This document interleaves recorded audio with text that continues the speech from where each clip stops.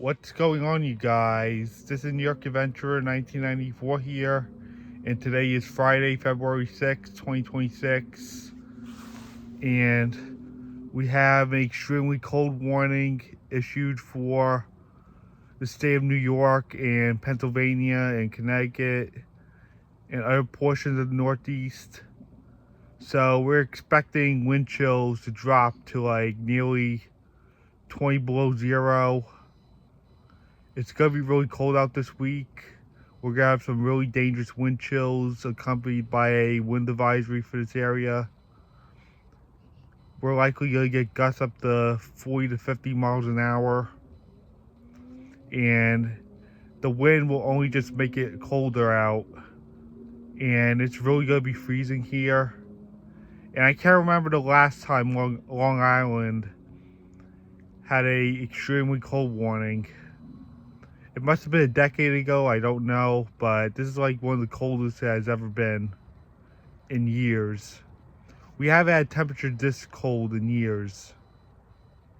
Well, we haven't had any wind chills that cold in years.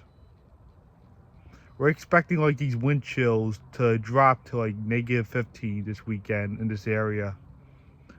So yeah, we have high wind warnings and wind advisories for the Northeast, especially along with a extremely cold warning. And there are also a bunch of freeze watches and heavy freezing spray warnings.